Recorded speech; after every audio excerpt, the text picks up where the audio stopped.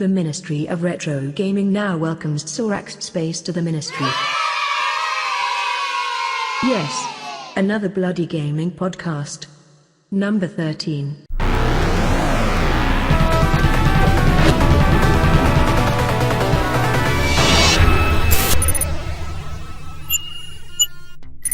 Since Spaces. G'day invaders and welcome to Sin Spaces, and this is, yes, another bloody gaming podcast, number 13, and in case you are listening to this or you haven't noticed, there's a dude next to me. Hello. Dude next to me, introduce yourself. Hello, I'm Cameron Hans, and it's good to be here today. And we are also joined up with two other dudes from the U of K. We've got James, or otherwise known as the Gaming Muso. How are you? I'm alright, mate. I'm great. How are you? Yeah, we're tip top. We've been gaming all day doing videos, so and then we're just going straight into this. Nothing wrong with that. No. Yeah. And we've also got Sorax Space. How are you? I'm good, thanks. Thanks for having me back. I can't do the name of your channel without that voice, the voice of your channel. I know, yeah, it's slowly become a thing. Sorry about that. High quality. So we are going to go straight into the questions. Now, the only person here that has not been on Yes, Another Bloody Gaming podcast is the Gaming Muso. So you have to answer the initial questions. First console and first game played on it. It wasn't a console, but it was the first system I ever played on was the ZX Spectrum. And Okay. the first game that I ever played on it would have been Paperboy, and I spent hours playing that game as a kid. Nice way to start. Yeah. Okay. And no pressure or anything, but favorite game of all time. Oh, it's so difficult to pick one. Oh, there's so Anyone? many, so many that I love. Final Fantasy VII. Final Fantasy VII. Yeah. Okay. There's a lot of people that will probably at you in the comments for that, but anyway. And what game are you currently playing at the moment? I'm currently playing because I don't know whether you saw, my missus bought me a PlayStation VR for my birthday as an early present. Yeah. I'm playing at the moment. I'm playing on the PlayStation VR a game called Arizona Sunshine, which is like a zombie shoot 'em up game. It's awesome. The zombies are in 3D. Nice. Oh yeah, completely.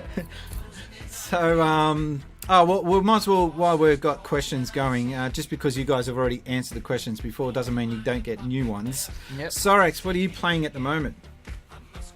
Unsurprisingly, sorry, a lot of people are playing it. I'm playing Shenmue on the PS4. Okay. Are you doing it in order, 1 and 2, or just randomly? Yeah, I'm going to do it in order, yeah, because I've not played them before. I've never played the Dreamcast version, so I'm going into it quite blind, really. All I've heard is it's a very good game.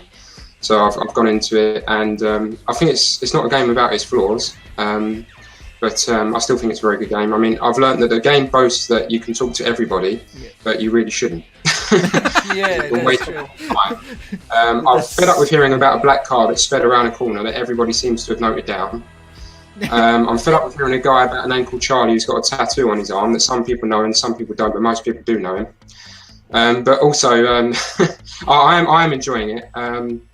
I think your review put it into perspective quite well when you said that there are games before Shenmue came out and there are games after Shenmue came out.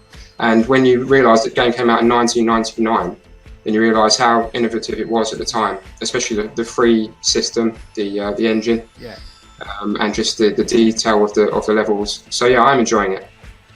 I think it pushed game developers to stop thinking of games so two-dimensionally, and it really forced game manufacturers or game developers to start making a real world and a believable world. So I think that's why I look at it as a very pivotal point in gaming, that games that came out after it seem to look at Shenmue for inspiration, whether they want to admit to it or not. And Grand Theft Auto is the most obvious example of that. Maybe less cats and forklifts and more guns and hookers, but it's definitely, you can see that they have taken aspects of that game and ramped it up to another level. What about you? What are you playing? Well, at Brian, the as you know, I've been playing a lot of Sea of Thieves, of course, 24/7 every day. Still play it. It's always one of my top 10 favorite games of 2018, and it's just so fun and so silly. I continue to play it every day. You should get Uncle Chunt. He's behind that. Does he like? Because I don't know too many people who like Sea of Thieves. Well, Uncle so- Chunt was getting behind it Yeah. from what I remember. I tried it, and I got into it for one game. Maybe you need to play it with me. Maybe. I was getting my butt handed to me. Some guy, that's right, some guy, I was trying to work out how to start the ship. That's like when you got no directions or no instructions, you're like, okay, what the hell do I do? And I got off the ship thinking, well, what the hell am I supposed to do? This guy runs right past me, some random player, an actual human player, goes onto the ship and nicks my ship. I'm like, well, that's great. I gotta teach you how to do all this stuff. And he fires shots at me as he's taking off. And I'm like, well, this is bloody why I don't like online gaming. If you play it with me, you'll know the basics in about 5 minutes. Maybe we'll have to work something Have out a game. later. Yeah. All right. Well, look. What about you, James? What are you playing at the moment? Just the VR stuff, nothing else? No, I'm playing Far Cry 5 at the moment. I finally got hold of a copy of that, just because it finally became cheap enough. So it's like, well, I may as well actually buy it whilst I've got the chance to. But no, I mean, I have been playing a hell of a lot on the VR stuff because I've got another one called Super Hot VR, which is really, really good. It's basically a game. You've got to use the Move controllers, or if you're using an Oculus or a Vive, basically you feel like Arnold Schwarzenegger in an action movie. Time only moves when you do, and you've got to like kill all of these guys, shoot them with guns or throw bottles at them and knives at them and dodge bullets and stuff like that. It's kind of like the Matrix. Is this the one that it's all white and the bullets are all red? Yeah. All the guys are red, but everything else is like white. It's really cool. It's quite a trip. It really is. Playing that in VR, that's that would be quite odd. Playing anything in VR is still such a new concept. It's still such a new, I reckon the percentage of people that have actually played a decent VR game would be less than, say, 5 or 10%. It's still nowhere near the exposure as traditional gaming at this point. Yeah, there are really, really good VR games out there. You just need to know where to look, because it's the same as anything else. There's the shovelware rammed down people's throats every day, and some people just go, oh, we'll turn this into a VR game, but some of them are shockingly bad. But some of them are great, they really are. I'm surprised they haven't done FIFA as a VR game yet. Speaking of shovelware. Yeah. I've got a recommendation for a VR game. It's called Beat Saber. Yes, I play that. That's what I play that in the arcade. It's great. That is coming out on PlayStation VR very soon. In fact, that was one of the reasons why my girlfriend bought me the VR system, because I love my rhythm games. Yeah. So she knew Beat Saber was going to be coming out for PlayStation VR. Hopefully quite soon. And it's that's a brilliant rhythm game. In fact, I did a YouTube video on that. Yeah. I think for VR, they need to stop focusing on VR being the main aspect or the main focus of the game, and just make it that you are playing a more traditional game, but you just happen to be able to look at it from a VR point of view. And I think that's where that platform will take off. But it's still got a long way to go. And it's one of those things where you're not really sure if Sony are going to drop it like a cold sack of spuds, like they did with the Vita, or if they are going to actually push it. It's really hard to tell. The thing is, I remember, I'm old enough at this point to remember the virtuality systems of the 1990s. Yep. And I remember as a kid being in an arcade and trying out, I think it was Dactyl Nightmare on a virtuality system. And at the time, even as a kid, I thought that was mind blowing. I thought, this is the future, and I remember back, and the size of the helmets, probably, you know what I mean? And it was literally like, they were powered by, I think it was an Amiga 3000. And I look back at them now, I look back on YouTube videos and look at all this gameplay, they did in the 90s, and you look at the frame rate and I think, how in the shit did I ever think that was good?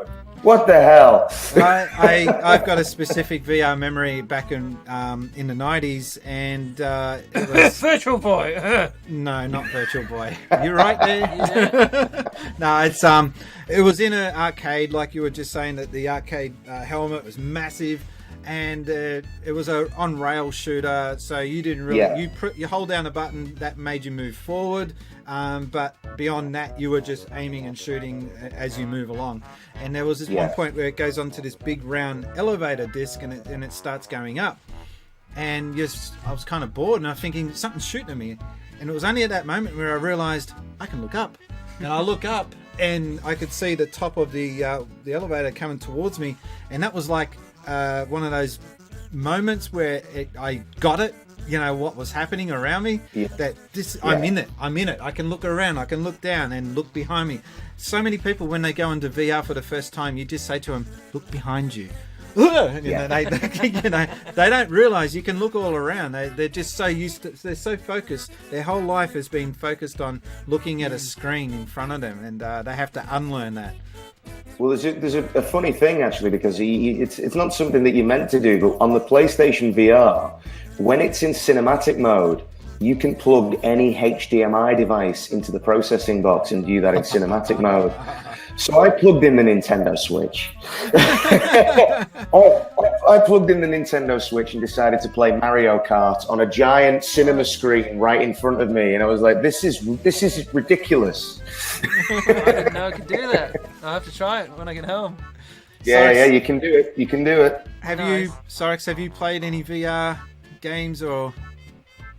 Not at all, no. Other than the Virtual Boy at the Play Expo recently, which is hardly a virtual system, as we joked about earlier. Yeah. That's it, yeah. I think it's a price point, mainly. Maybe if they got the men's game. What was it? The men game? Is that what it's called, or the men's game? You did a review, an article, a video on that, on the men's game, or I think it was called. It was a shocking game that got banned because they found out that there was an underage girl. The guy game. Yeah. The guy game. Yeah, Sorry, I got the name wrong. Maybe if they had that in 3D VR. I don't do that. We'll kick off with the questions. So, recently we all know about the demise of Philip Musin from IGN, from plagiarizing reviews on IGN as a reviewer, and in the grand scheme of things, that's like a professional suicide. Doing something like that, you basically can kiss your career goodbye as soon as something like that is found out about you and your reviews. And while I was doing my reaction video about that situation, because that was a thing that really hit home for me, one, having been a reviewer for a magazine in the past, two magazines actually, and the other thing was having some hands-on experience with IGN and being featured on their channel, I kind of got drawn into the whole subject, and I had to do that video. And as I was talking about it, I got to thinking, why are we watching game reviews anyway in 2018, when you could, if you want to make up your own mind, you could just go to online Let's Plays and watch the game, and if you like it, well, you're going to find out for yourself if that's a game that's going to be for you or not. So I've got a question for whoever wants to kick off. Are game reviews still relevant in 2018? Are they going to be something that makes you buy a game or not buy a game in this day and age? Who wants to start? I don't mind kicking off. Yeah. I think they are less relevant than they were, specifically to the influence on a buyer's decision. But I don't want to see them gone, because I think people are still interested in hearing other people's opinions on games. And we all still enjoy talking and listening about games, and that's why we're all here today, to talk and listen about games. But I think they are definitely less relevant to a buyer's decision. As you say, the biggest killer is the Let's Plays, where you can literally just watch how the game will play out exactly, and you can make your decision from there. But it's still, for me, when I'm buying a game, it's still advantageous for me to look at a review and see how other people see it. But they're becoming less relevant, I think, because companies like, I think it was Bethesda a couple of years ago, said we're only going to give out review copies for games one day before release. Shit, and awesome. Then you've got the issue of not being able to trust the reviews in the first place. Also with the paid, well, alleged paid reviews. So we're not sure whether we can trust them or not. Yeah. With the day release before, you simply haven't got time to review a game in a day, and they know reviews can't be done. And Bethesda said this is so that the players can all enjoy the game at the same time. Then, it was for us. It was for us. Yeah, we really don't want reviews. Yeah, it's for our benefit. So they did this with Doom, and Doom got very good scores in the end. And they said, well, look, we're not doing it to hide a shoddy game or anything. But then Dishonored 2 and I forget the other game. But Dishonored, Evil Within 2, they did the same thing. And the sales plummeted. Well, not plummeted, but they weren't as good as they projected. And suddenly they reversed this review policy. Rightly so. The people have spoken, yeah. Nothing to do with the sales, it was just a coincidence. So, yeah, and also with the which we didn't have in the past with Mega Drive games, a lovely old cartridge, updates and patches, which they release games that now have bugs and glitches in on the first day. And then they say, well, you can't really review this game because it's not a finished product, so you're going to have to update your review like in a week's time after we update it. And because the original review isn't fair. And I think that games should be reviewed on the first day. Games should be reviewed before they come out, and if there are bugs and glitches, the review should reflect that, and they should give them a bad score. Because as a gamer, I want to be able to buy the product on day one, and it should work. Yes. I totally agree with you on that. I actually deducted a whole point off my Shenmue review based on the glitches. So it would have got an 8.5, possibly a 9, but just with the glitches being in place, it was just too much. Like I was watching cutscenes, but I'm staring at a wall because of the camera angle glitch that stopped me from watching the actual cutscene take place. There was that, and also I had a weird glitch where I drove my forklift into a secured area, and the guard says, "You can't be in here. Go away." My voice acting was better than the actual thing, and as Rio goes out to then reverse and go away, because that's an automatic process, something happened and it wouldn't allow me to gain control again of the forklift, and it just kept moving at a very slow pace forward with the reverse beeper going, and I'm going towards the wall, and the wall, then suddenly I go through the wall, and I'm just sitting back going, what's going to happen here? I end up just reverse beeping forward into the sunset, and I had nothing left except sky and sea. I had to stop my game. It was just such a bizarre glitch. It's the glitch gremlin. Oh, sorry, gremlin, yeah. Some glitches are funny, like that one you said, like, that would actually amuse me if I played it, and probably actually adds to the value of the game. Yeah. There's also Assassin's Creed with Ubisoft where the players had no faces. And I've heard I've heard of introducing new skins to the game, but I didn't think they actually meant the human flesh would be updated later on. There's also a glitch, a new glitch they've discovered in Sea of Thieves after the latest update, where players have been making their spy glasses to become massive dongs. So they bring the spy glasses dongs to their penis to make them look like long penises, and then the pirates are all just standing out like this, and they're running around with the spy glasses down there. Is that DLC? No, yeah, it was from an unintentional glitch that they found, and they're messing around with it. Sure, it was unintentional. Did you ever play Rocky on the PlayStation 2? No, I haven't. No, I have not. No. The entire game, the programming is so bad that the entire game is actually a glitch.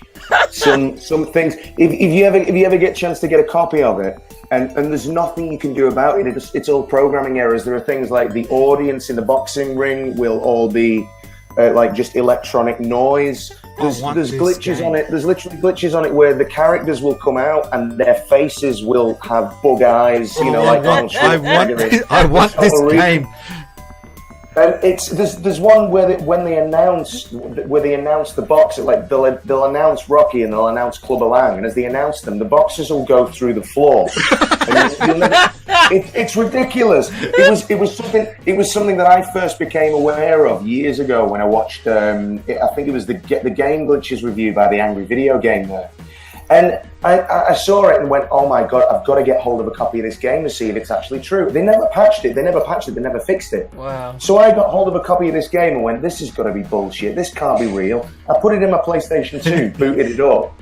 I had a cup of coffee in my hand. I nearly spit my coffee all over the thing. I was literally like, how? How did they let a game this broken get released? It was ridiculous.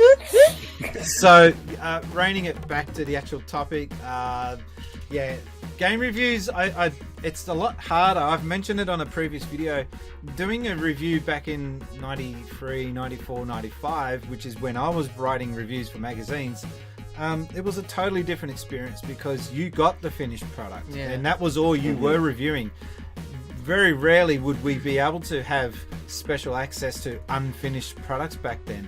But in Sega we did get to look at unfinished games, but that was for internal reviewing purposes so that we could build a marketing strategy for each different game coming up when it did get released. That was the only reason why those games were released to us unfinished.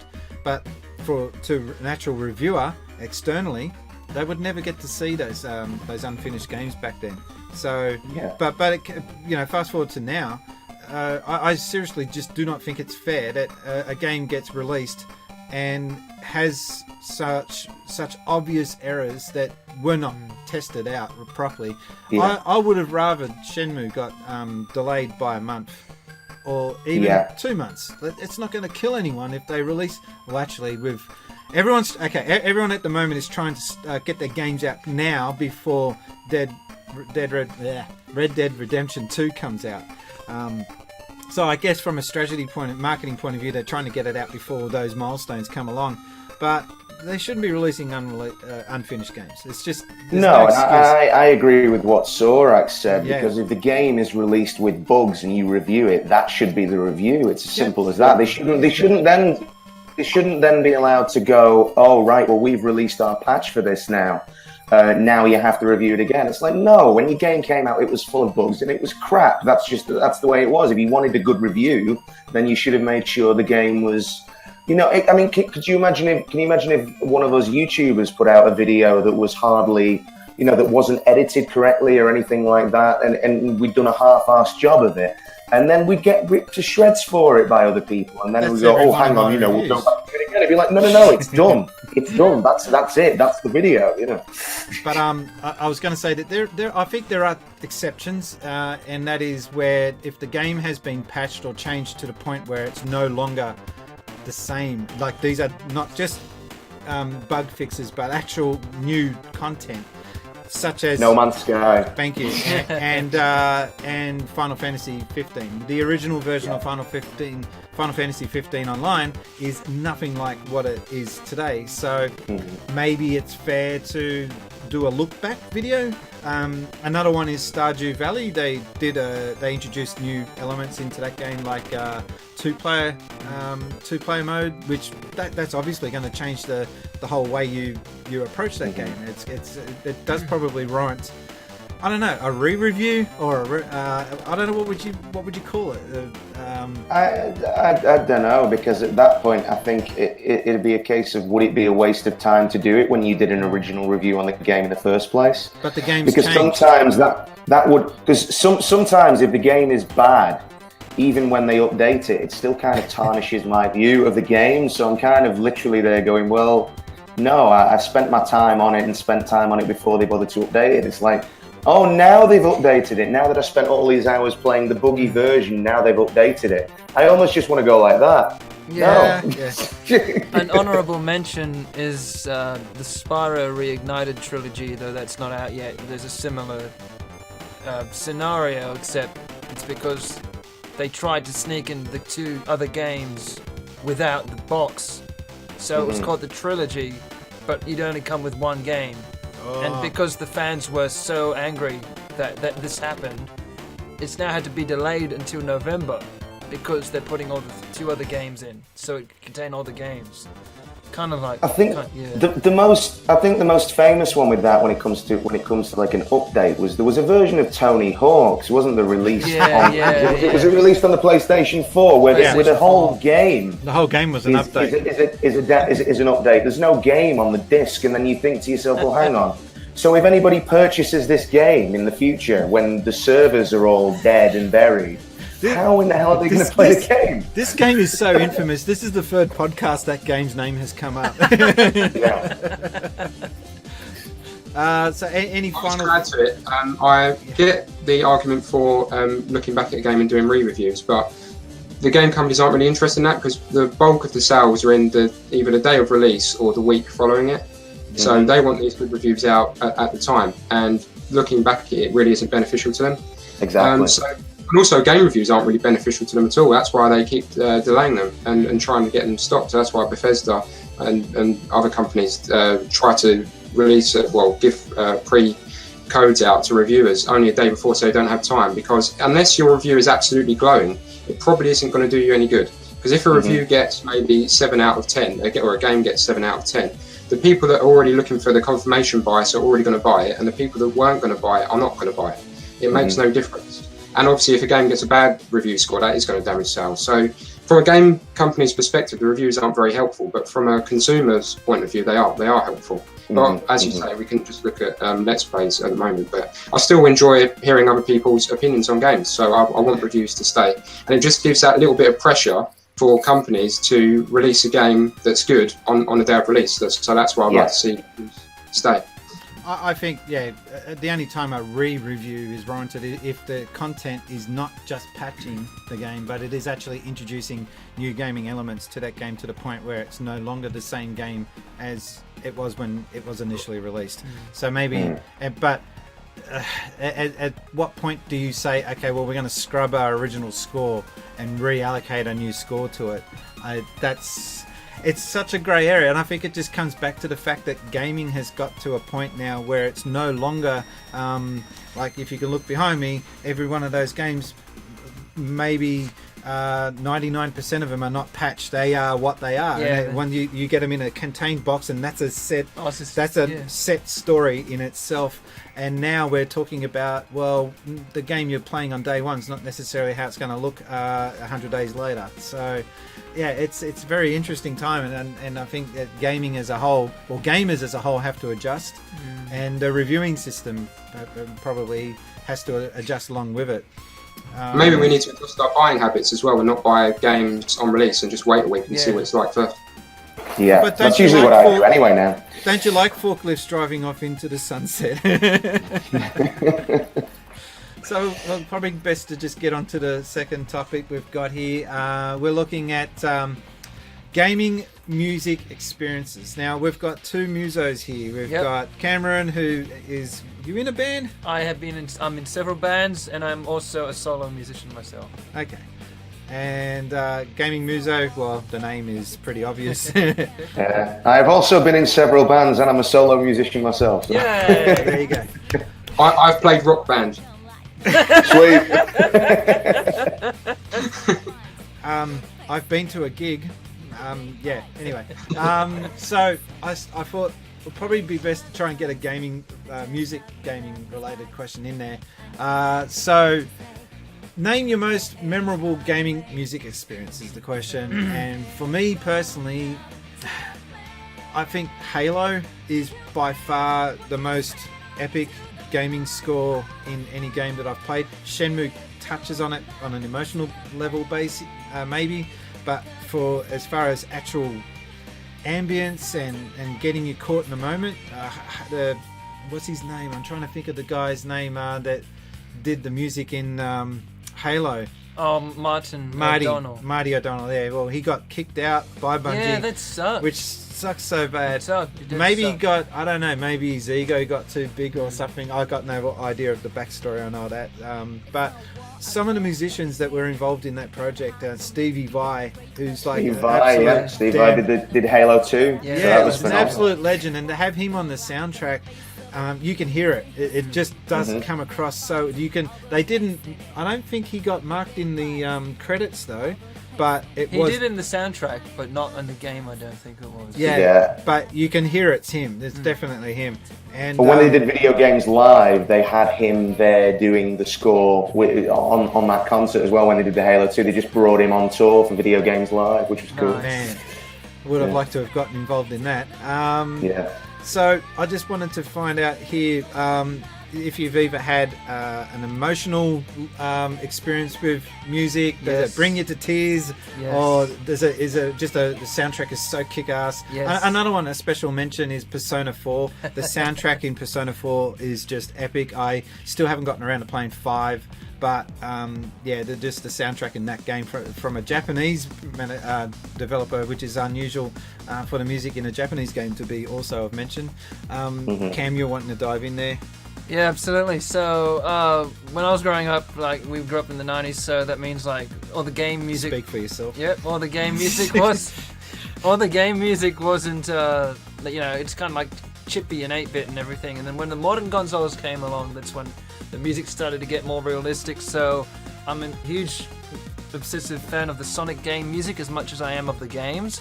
So when Sonic Adventure came along, that had like a really good rock soundtrack, and I love a lot of rock music and metal and all that. So like all of the guitars and the live drums and the live bands that they use. So you're talking Dreamcast. Yeah, the Dreamcast era, like Sonic Adventure 2, and then when Shadow the Hedgehog came along, which used more of a metal soundtrack, but with some of the same musicians that they used previous Sonic games for, it sounded much more heavier, and it was just a kick-ass soundtrack. And so were the previous Sonic games. So when they make more modern Sonic games, they make more modern rock music or modern music in general. They've moved to the pop kind of scene in the more recent years, but now they're getting back to the heavier stuff again, which is like in what you see in Sonic Forces, which is really good. They've gone back to the vocal, heavy, hard-hitting stuff, and I just love that heavy sound, like, the live feel of the music with the real instruments and, the heavy rock sound. I was going to say that with Sonic Forces. Everyone talks about Mania, and Sonic Forces was like this thing that was supposed to be big and epic, and you don't hear anything about it. It's a shame. But the best thing for me about that game was the intro music. Yeah, the music. What about you guys? Have you got any special soundtracks? For some reason, when Destiny first came out, I became quite addicted to that game, and I actually really loved the soundtrack of Destiny because I loved the orchestral soundtrack of that game. There's so many over the years that I love. I was going to mention Sonic because Sonic Mania, I think the Sonic Mania soundtrack is so good because it's very, very, it's got the nostalgic feels to it, but they've obviously updated it just a little bit, but you've still got elements of the original soundtracks in there where you've got new instruments thrown in. And how good was it that with Mania, that soundtrack is so good, and it's actually not done by an official in-house Sega musician. It's like just done by someone that really likes the original source material so well that he's gone and remixed it. I thought for like when playing Sonic CD back in the day that we were never going to see that soundtrack ever be touched upon again, and so to hear it in 2018 and not only remixed but expanded on, I was just like, this is awesome, because I really loved the Japanese version of Sonic CD soundtrack. I don't know if you guys have heard both the American. I'm a huge fan of the American more. I don't know you.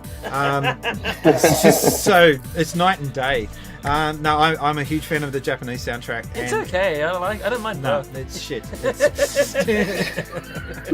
It's to each their own, though, isn't it? Yeah. But one of the say with that with regards to Sonic games, say years and years and years ago, I think an epiphany moment for me, and it's a random one because I love all kinds of music, but again, I love rock music. I love the orchestral stuff. One of the strangest ones for me was I used to love Ridge Racer Revolution. Ridge Racer Revolution was the first game I ever played on my original PlayStation. And it was a mind-blowing moment for me when I realized I could take the disc out of the PlayStation and put it into my parents' car, into the CD player, and listen to the Ridge Racer Revolution music whilst we were driving. Not while you were driving, I hope. Not No, one. not when I get. No, 1990. What was 1996? I was 12 years old. Oh, okay. And the Sega Saturn did that as well too. You could play the discs on the CD player. But I was going to say it'd be pretty hard to drift in a Volvo, you know. Yeah. Talking of driving, did you ever play Rock and Roll Racing on the Mega Drive? Oh yeah, how Yes. good was that soundtrack? That had the Highway Star and Yeah. Paranoid. Yeah. Yeah. Radar Love, and that just Oh, it so sounded you all. haven't I heard it? haven't played it. Is it Deep Purple in it and everything? It's okay. It's a faithful reproduction. I mean, Man. it's a 16-bit reproduction, but it's done so well that That's awesome. you recognise Yeah. what it's meant to be straight I'll away. give that a go. Yeah. I'll have to check it out. There was a Mega Drive version, but I don't think the Mega Drive sound chip did it justice. I think that by far the Super Nintendo in that case did really push the emphasis of the soundtrack more I'll in have that to check game. that out. The game itself was ordinary. It just you played This it is for the definitely soundtrack. the superior version, music-wise. Yeah. But in terms of my most memorable gaming experiences, music experiences, as you were mentioning, Sonic 2 for me is one of the most memorable. So I think most levels, even because people forget there's a 2-player mode as well on that, Yeah. and even those soundtracks are pretty good. The And music Yeah. to too. that is on My Sonic favourite, 2. my favourite All in that throughout game, that. Chemical Sorry, go Zone. on. Yeah, Chemical Plant Zone. Yeah. Oh yeah, we can't talk about Sonic 2 without mentioning Chemical Plant Zone. And the Hilltop Zone as well. I think Emerald Hill Zone is underrated as well. Green Hill Zone overshadows it quite a lot, but Emerald Hill Zone is pretty good music-wise as well. So yeah, Sonic 2 is high on my list. Sonic 2 is But, good. sorry, Brian, was you going to say something? Oh no, I was just in that game that we got to take that game home and play it in advance of launch, and we were just like experiencing it for the first time, and no one else was talking about it because we had been given exclusive access to it, and that's a weird experience when you're used to getting a game and having already heard everyone gloat and going on about how good it is, and yet we had this hot property in our hands, and I just remember thinking everyone's going to rave on about this game and they're going to just crap on so much about how good this game is, and it was Chemical Plant Zone that just made me think, my god, they've really nailed this game. And I was hoping that wasn't just going to be a one-off level and then the others levels were going to be crap, but it turned out no, Sonic 2 really did well in the music department. And a special shout out to Mystic Cave Zone theme as well too. Yeah, both 1 and 2 player stages were good on that. But it's quite interesting how game music can make a game feel a lot better. I mean, Sonic 2 is a great game anyway, but just having that great music, just psychologically, it can make a bad game feel average and a good game feel great. It really lifts the game sometimes. Game music. Soundtrack is just so important in a game. Yeah. Road Rash is one example. There's a little. Sorry, go on. There's a little video game series called Final Fantasy. I don't know if you've heard of it. And my first Final Fantasy game was actually quite late. It was Final Fantasy X on the PS2. So that was my first Final Fantasy experience, and I did love it. The graphics were amazing. That's interesting. Well, the Blitzball Arena Rock. Get it. Oh, that was great. I enjoyed that. But the 2 Xanarkand theme is, to me, one of the most beautiful pieces of game music I've ever heard in my life. Yeah. And if I could feel emotion, I would have cried, but I can't, unfortunately. Actually, that game was beautiful, music-wise. And the battle theme as well was memorable. If you like Final Fantasy music, try playing Blue Dragon if you haven't already touched it. Ian Gillan's the boss battle theme in Blue Dragon from Deep Purple. Really? Yeah, Blue Dragon does the final boss battle theme. Really? I didn't know that. Cool. Eternity. Look at it's on YouTube. It's on my Xbox 360. Yeah. Nah, it's got the art style of Dragon Ball Z, along with the music from Final Fantasy, and it really didn't get much of a push in the West. Japan, it kind of picked up a bit, but we all know what the Japanese thought of Xbox. I'm sorry, but the Japanese, when it comes to supporting gaming companies, they're really racist. It's just sad when you go there and you see this pitiful little token display of Xbox, and then the rest of the store is all PlayStation 4. They've got their priorities over there all out of skew, I think. All right. Final Fantasy VII is another good soundtrack that James mentioned earlier. Very good throughout. I only experienced it a few years ago, unfortunately, but I just had to play it and completed it, and it's just 3 discs of brilliance to me. Really, yeah, really good. and that entire soundtrack is all done with the PlayStation's onboard sound chip as well, which at the time is phenomenal. There's no Red Book audio on those CDs because they couldn't fit the soundtrack on there, so it's all samples, which is it's a great soundtrack. Yeah. Actually, I'd be doing my channel a big injustice if I didn't mention Musha, at least on the Mega Drive. It's the channel's intro is taken from that game, and the actual musician himself is a subscriber to my channel. Yeah, cool. I was so close to getting a chance to do an interview with him, which would have been interesting, Japanese English translated interview. But anyway, that didn't happen, unfortunately. But that game, the music is just kick-ass, and the only way you can legally, you can't buy that game now legally. Why? The Wii shop, virtual shop, has been now shut down, and along with it, Musha Released has now become something that you cannot obtain legally. It's just like, if you want to buy it, what's wrong with if you that? want to buy it, you can't. Yeah, it sucks. You It's have the to thing pay. about digital games now, isn't it? But I've got one quick honourable mention. I can't even believe that I didn't say this at the time. Streets of Rage 1 and Streets of Rage 2. Yes, yeah. Maybe not free so much. No, To definitely me, not free. like the byproduct of mechanical noise. That's what the Yeah. sounds It was. like a machine going off. I remember playing Streets of Rage 3 and just thinking, what the hell happened in this game? And you hear some people, they try to defend it. You can't defend that game. It's just. I've got another honourable mention is the soundtrack to Donkey Kong 64. Has anyone else played that? No. Yeah, cricket. Check. Yeah. I've not, but I've heard good things about its soundtrack. Lots of It's okay. I don't know about memorable, but there are parts in it that are very ambient and sort of new age. You can't judge the DK, right? I've got a couple more honorable mentions, which is there were for me specifically, not to anyone else. There was a game called Guitar Man on PS2, which I liked. I think it's quite well. Not a lot of people know about that game. It's not that Guitar Man. It's like it was actual a music game, so it should have good music. And also the Pokemon games on Game Boy. I absolutely love that. Yeah. It's still to this day in my head. And it's just there's a charm about that old game music on the Game Boy, and I love it. And the Donkey Kong Land series for the Game Boy as well. They were quite great and they had good music. Getting back to Pokemon, Top Hat Gaming Man mentions quite a few times in some of his videos that he was obsessed with that game to the point where he has to, when he's turned it off, check to see if he's left it on because the music's still just going around in his head. He thought he left his Game Boy on because he still he left it on for 10 hours. I spoke to him a couple of days ago. He said he left his Game Boy on for 10 hours in a drawer. He picked it back up and it was still working. Well, sometimes he Like, actually what does the leave it hell? on, yes, but there were times when he didn't leave it on, but he thought he had because he can still hear the music. Try doing that with the Game Gear. It doesn't work. No way. Game Gear lasts about 30 minutes. It will melt. It will melt. I don't have any other special memorable mentions. I'm sure there's heaps that we've missed, but there. Jet Set Radio has to be mentioned as well on the Dreamcast. Anyone who know that Jet Set Radio soundtrack? Yes. Trying to get some sleep. Yeah, that's the one. And well, wow, we're getting to the last question, which is past dead IPs. We've got games companies like Sega who are sitting on a whole stack of dead IPs. You just called it Sega.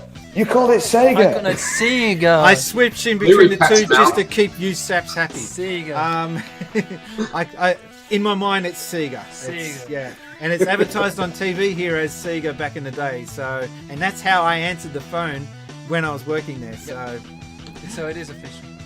Did they say, "Oh, sorry, we've run the wrong company," and put the phone down?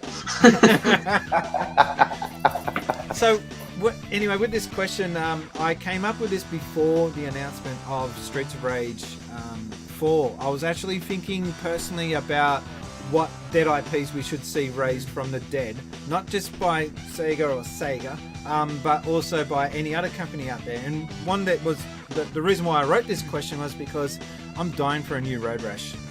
I would love to see a new Road Rash game done in the same vein as the original Mega Drive games, but done on a modern console. And I mean, you could argue that, well, you could just play Grand Theft Auto and you get the same experience, but it's not the same. You're not solely in a motorcycle race with weapons and chains and tasers and crap. I don't think they ever had that should be one In they Grand Theft introduced. Auto. No, but in Road Rash. Oh, Road Rash.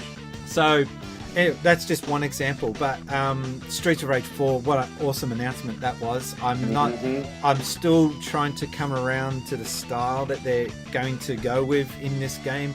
There's a lot of people out there saying that, it should be done in the same Mega Drive pixelized graphics. Like, no, because it was only done that way back in the time because that was all we had to work with. Why hold back the series just because the original ones were done on an inferior machine? It would be nice maybe if they if you press in on the button, it reverts to a 16-bit mode. I don't know. But is there any IP that you guys are... Sorry, hang on. You don't have to lean into the mic. It's all good. It will pick you up. Not used to having a microphone in front of me. Gradius or Gradius, whatever you want to call it. I want to see a new side-scrolling Gradius game because I love those. I love those games. I think just side-scrolling shooters in general should come back. Yeah. Anyone else got a game that they've been stewing on? Yes. Yeah. I'll let Sorax go first. Because I've got a bit of a list. Comic Zone is a game I'd like to see back. Good. And apparently there was one prototype image, and that was it, and it never got finished, obviously. I'd love to see a new Comic Zone in 3D. I think that'd be brilliant, going for a comic in modern day graphic. There was a similar game on Xbox 360. I can't think of it straight away, the name of it, but it did get a release about 6-7 years ago, and it was on Xbox 360. When I find it, I'll put the image around somewhere. It's not as good, but it's done in the same style that you are in a comic book, and you go from panel to panel beating up bad guys. I don't think it's got the charm because with the original, it had a bit of a storyline about you versus your the guy wanting. Hang on, you are the comic book artist that's drawn into the game, but this one I don't think had quite that same storyline. So my choice is for Rareware. Please make a third Banjo-Kazooie game, and another Conker's Bad Fur Day, please. Conker's not going to happen. Yeah. Yes. Conker's is not going to happen. Yes, it will. No, it won't happen. If they brought back Joanna Dark as a special thing for Sea of Thieves, like an ornament, they could make another Conker.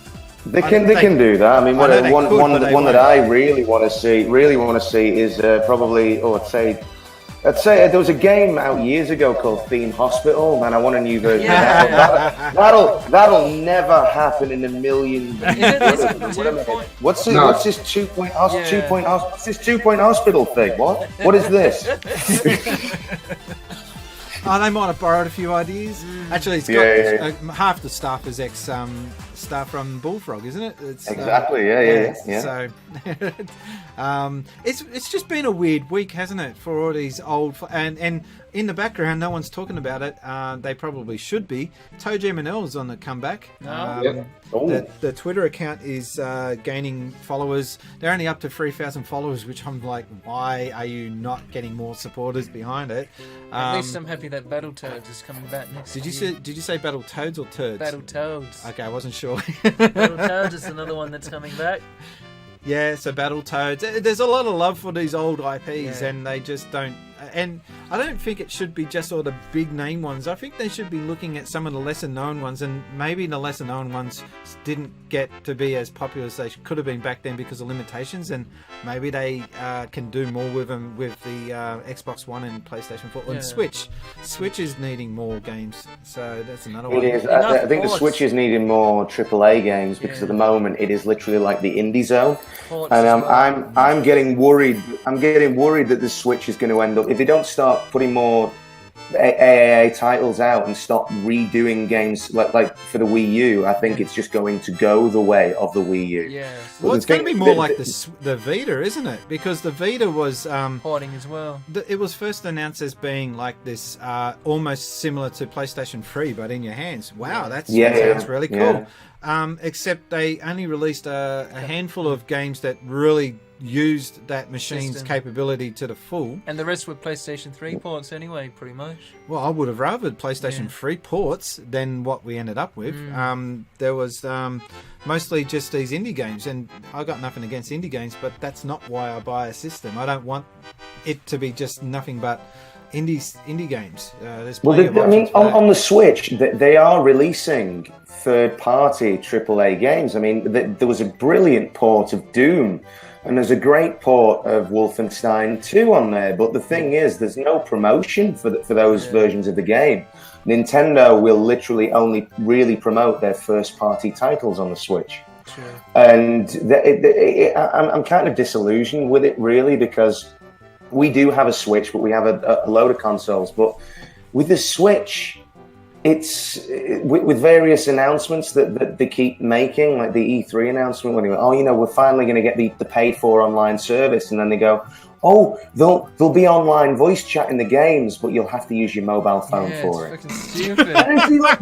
It's stupid. Like, what universe are you living in with this? Why can't your console do the things that other people's consoles have been doing for years? That's why the Wii U was so good, because it had its own voice chat that you can use. Why should you be holding a controller and then, hang on a second, I've got to talk, hang on.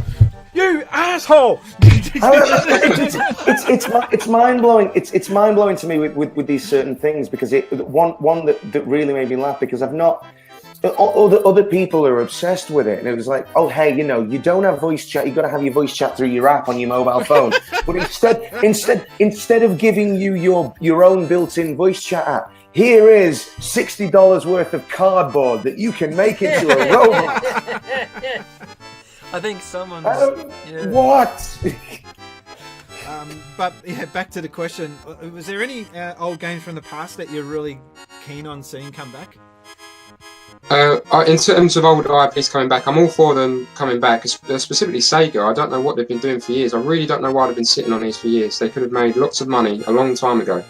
I don't know why they're just coming back now. I'm glad they are coming back, but I think they need to be good. Otherwise, I'd rather not see them and just enjoy the old classics. The one thing that worries me about these games coming back from Sega is that they're not actually the ones producing it themselves. And Wonder Boy Dragon's Trap was awesome. That re-release was just such a damn good love letter to the original game, but it wasn't Sega. Then you've got the new Streets of Rage 4 just been announced. Again, it's the same team. It's not Sega themselves. So yeah, and I hope Yuzo Koshiro is on the soundtrack. Otherwise, it won't be the same. I would dare say that it's like 80 or 90% certain that he's going to be doing it, because he hasn't denied it. He hasn't denied it, and his Twitter account was saying, "You have to understand, I cannot say anything about this at this point," which is usually saying, "What happened? I'm in, but I can't talk about it." I would love to see a new soundtrack from him, but not just rehash remixes of the original stuff.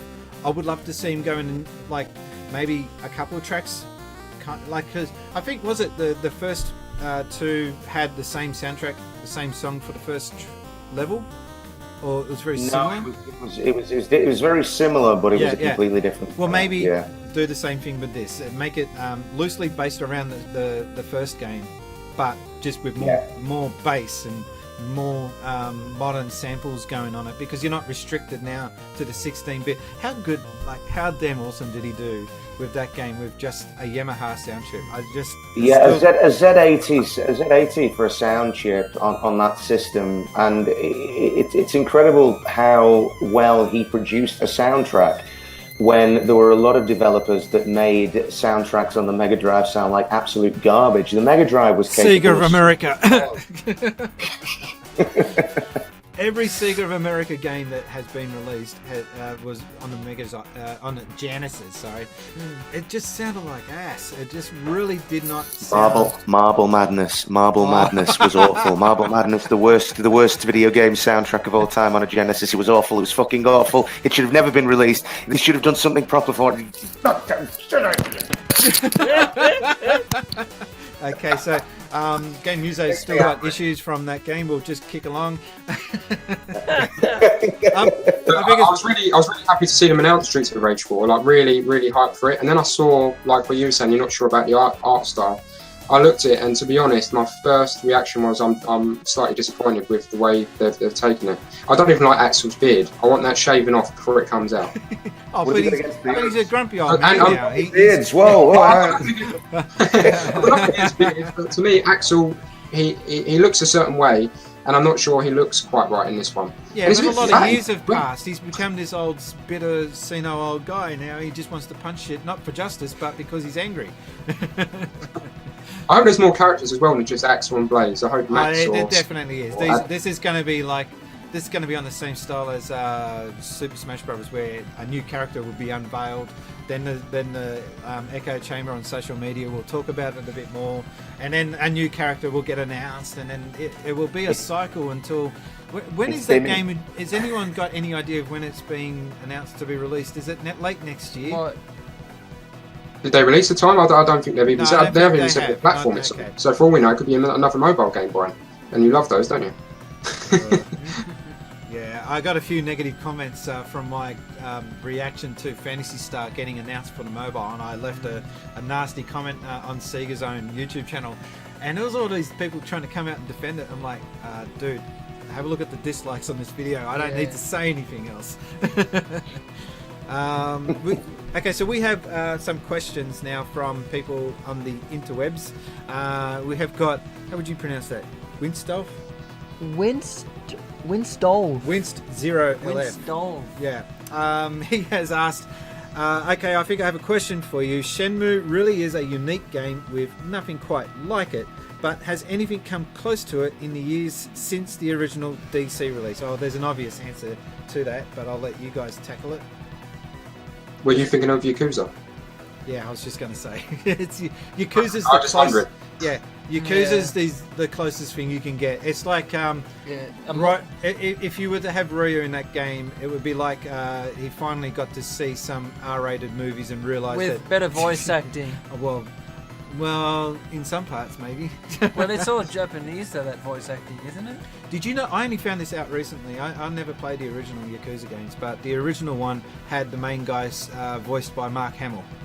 No, I didn't know. I had no idea about that, and when I saw it, I was like, "Oh my god, that is epic!" But it is wrong at the same time. But it's Mark Hamill. It's wrong, but it's him. I don't know. The only Yakuza game I recently played was Yakuza 0, I think it was. On Which is what I've got. Yeah. PlayStation 4. Yeah. I agree that's a lot like Shenmue, a more violent version of it, but it's very, very similar. I love when he gets into the arcade machines and he's Yeah. about to play Space Harrier. He gets so into it with his suit. It does have a more widespread arcade, I've heard, than the Shenmue games, and it's also got a bit of karaoke and stuff that you can actually do. Because in the Shenmue, you can go to the karaoke bar and you can't do anything. Why are you laughing there? What's wrong with why karaoke? Why does it always have to be? Karaoke is the bane of my existence as a In musician. Yakuza, you can do lots of karaoke. I will follow you. Now, I hate the karaoke scenes actually because I can never do those button mashing in time properly. My problem with those games is and the quick time events is it tells you to press A. I'm like, where the bloody hell's A? Oh, it's down there. I don't have the muscle memory to know where the buttons are quick enough to do those levels. That's just me. All right, so the next question is from. Go to the next G to the next level. Okay. G at the next level. G to the next level, we'll call him. Thanks, Spaceys. It's been pretty glorious week for Sega. Don't forget, Yakuza Kiwami 2 came out, and Toe Jam and Earl back in the groove going physical. Well, there you go. I didn't know about that. So he's got a question. Sega seems to be listening to what we want. What Sega franchise do you want to be revived now? We kind of touched on this with my previous question, but... I have an answer. Rystar is what I'd like to see back. Rystar. I don't know why they haven't touched it anymore. Rystar. It was weird. It was kind of released late in the Mega Drive cycle, and I don't know. I just think because it had low sales, because of that, they just based the fact that, oh well, people don't like it because of the low sales, and that's not the way to judge it. It was released late in the cycle, so most people would have been moving on to Saturn and PlayStation 2 by that stage, so they missed it. It is my girlfriend's favourite game. She okay. literally she loves that game. Absolutely loves it. The characters are awesome. Have you ever seen a plushie doll for Rystar? No. No, isn't that weird? They just do not acknowledge that character at all, and it's got such potential. And everyone talks about it, but Sega themselves... Sega! Come on, guys! Yeah. Sega. You got so many IPs just sitting there going dormant. Flicky. I'll even like a new Flicky game. Like... The Golden Axe, come on. Really would love a new Nights into Dreams. Space Harrier. Can we get a new freaking Space Harrier game, for God's sakes? Gunstar Heroes would be nice. There's a game called Dynamite Headdy, also developed by Treasure. Yeah, that could be... did Sega buy Treasure? Is that why they are able to include that on their compilation games now? Maybe, I'm not sure. Yeah, because it's not necessarily a Sega IP, but it was on a Sega console. Yeah. Any other Mega Drive? I want a new Sonic the Hedgehog game done in the original 16-bit style. Oh wait, that's already come out as well. I'm getting everything I want this year. Yeah. When is? I really want a 3D Sonic called Sonic the Hedgehog, because that's not annoying. And I want it awful, and I want long load times. And I want... No. This is what we all want. This is the game that we all want, isn't it? You know, and when you stood there talking to characters, you wanted to make like this. Yeah. and Sonic 06 was the game that we deserved. You were talking about... Okay, so that's your answer to that. For me personally, if I had to pick only one franchise to be resurrected from the Sega back catalogue, Golden Axe, and done properly, not a one-on-one, not some sort of crappy choose your own adventure style beat 'em up that is done really badly. Just get Gillius Thunderhead in there and sort shit out. And make him a playable character. Why do they keep not making him a playable character? Yeah. The last couple of games, he hasn't been playable. But you know, Sega's just wanting to reinvent it, and I don't know. He's also had another side question, because I told him that question was already taken, but I put it out there anyway. He's also asking what do you think gaming's most underappreciated genre is currently? Rhythm gaming over here in the UK. Yeah. Have you been to Japan? Not as of yet, but I mean that's the thing. In Japan it's huge. Over here, it's have on to another level. all those games. I saw a dude doing handstands on a Dance Mania machine. I was just like, this guy's realizing he's not going to get any token tickets for this. He's achievement. There's no achievements unlocked for doing that. They take it on a totally different level there. I don't know what I mean. I think I already answered it. The side-scrolling shooters. There's not enough good shoot-'em-ups like to go throw back to the old Thunder Force series. I'd like to see the Thunder Force series resurrected again with the music. The music is the most important part of that game. The intro for Thunder Force 4 is up there with my top favourite video game moments. Just to see that spaceship doing barrel rolls to that kick-ass soundtrack, it was just like, holy crap, we're in for a good time here. I'm just trying to see if we've got any more. No, that was it. So that is the end of all the questions. Well, that's the podcast done. What? These guys have got to go to work or something. I don't know. No, I'm off to finish the gaming market today. So I might end it by asking, start with you, Gaming Muso. What do you got currently coming up with your channel, if you want to disclose it, or anything you want to push? I've got some good content coming up, and I'm trying to talk with a couple of other YouTubers about maybe doing some videos with them. I've been talking to Octavia's Kitten about possibly doing something with her. Listen to you name dropping. I want to do a proper video with Richard, Top Hat Gaming Man, because obviously he was very kind to do the segment for my Robotron video. But now that he's back in the country, I want to maybe do a proper video there. I think I'm going to EGX for a day or two. So there's a couple of other YouTubers who I want to meet up with down there. And you've been trying to reach out to Ashens, haven't you? Just a little channel that you may or may not have heard of. I had the opinion of, hey, nothing ventured, nothing gained. So there's nothing wrong with doing that. Like I said, I've been speaking to Larry Bundy as well, and he enjoyed the Robotron video and liked it, so he subbed. So like, well, now there's pressure to make good content. And Sorax, what have you got coming up? And as a side note with you, welcome to the Ministry of Retro Gaming. We are yet to see your first entry with, you did your announcement video. But we're going to have you on board. And look, I mean, okay, so for those of you who don't know what the Ministry of Retro Gaming is, this is not a plug, this is just an explanation. It's a group of guys, mainly in the UK, but on the outsider here, that get together and just do podcasts and help each other out. So far, in the time I've been in the ministry, there hasn't really been much in the way of cohesion with the group, but that's going to change now. And we're going to be getting, I'm going to be appearing with you on the first podcast, which is going to be next week. And I can't wait for that. That's going to be really awesome to be on there with you for the first time as well. But besides that, have you got anything else that you got coming up? Well, last time on the podcast, I lied to you and all of your audience. I said a Master System game review was coming up, and it wasn't. It was a review of Mario Tennis Aces on the Switch. And I did plan to review a Master System game, and I've got all of the video game footage recorded. But I played Mario Tennis Aces and thought this could make a good review, and I wanted to get it out while it was still relevant. So I'll try to get it out as soon as possible. So for those that don't know, I do I think I try to make them funny video game reviews. They can hardly be called reviews. It's sort of, I sarcastically take the piss out of as much of the game as I can, and I try to get a joke in every 20 seconds. So it's not like I'm playing it and make the occasional joke. I try to, if I talk about it, then I'm leading up to a joke. I'm not talking about it for no reason.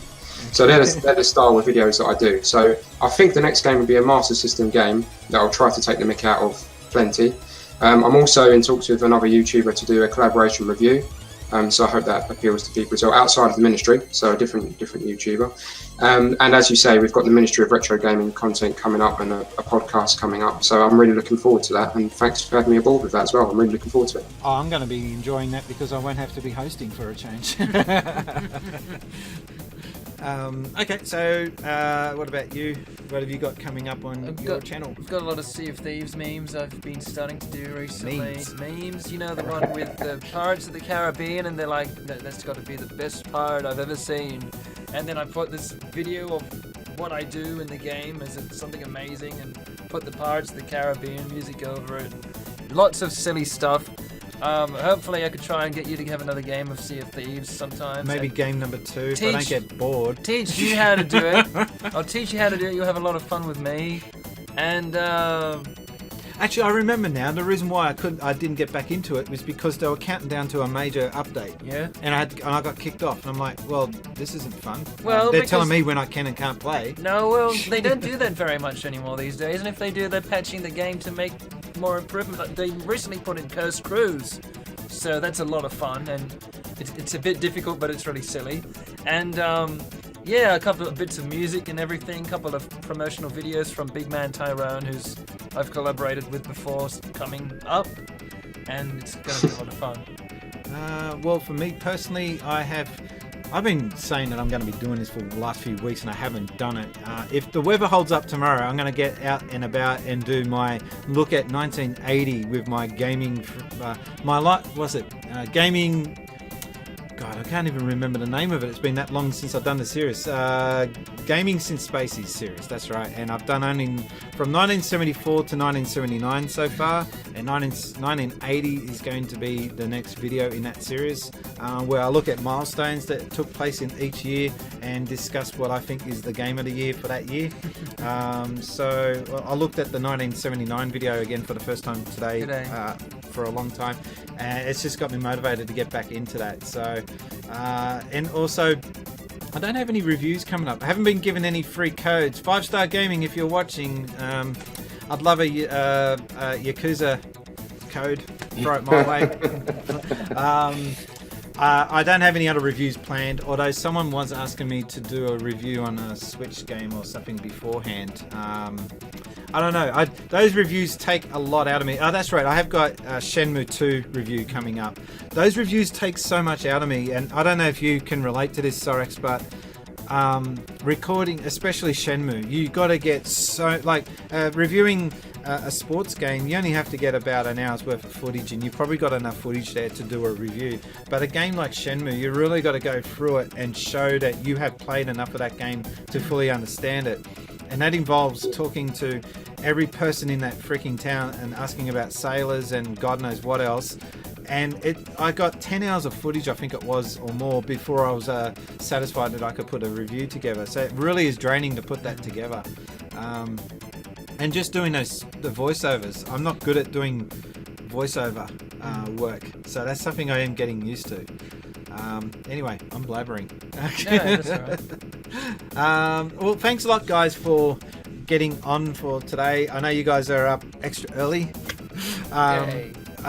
It's really hard to find a right time for this. This is the first time I've done it at this time of night, and the first time I've had somebody someone else in else. here. So it's been great to have you all on board. Yay. And anyone got anything last stuff to put in I've there? got one for Sorax's Master System review, actually. Because I don't know whether he would be aware of it, but it may be a good thing to take the piss out of. In Australia, they sold the Master System 2 with 6 cans of Coke and a baseball cap. that was like their advertising strategy with it. There's an advert where they went, the Sega Master System 2 with 6 cans of Coke. It's just like, what? So weird. Well, I'm sold. I got to try and Yeah. look that one up. I can't remember seeing that. It must have been after I worked there. Yeah. Was this why Yeah, they I were think, trying? it was with the I think it was with the Sonic the Hedgehog pack-in game as well. When that was the, but I remember seeing that advert on a YouTube video recently, and that was how they sold it. It was the Master System with 6 cans of Coke and a baseball cap. Is it that shitty baseball cap that was just blue with a Sonic logo? Oh, hang I on. think it might have been. Yeah, I think it might have been. Yeah. Actually, no, I like this cap. This is better than the one they were giving away at the time. Yeah, I think it may have Look been. at It your may have cap. been. My cap's a 20th anniversary cap. Is it? Yeah, it was did- released on the 20th anniversary. Okay. All right. Well, I'll leave it at that. My name's been Brian, and I've been gaming since Spaceys. Thanks, guys. Yay.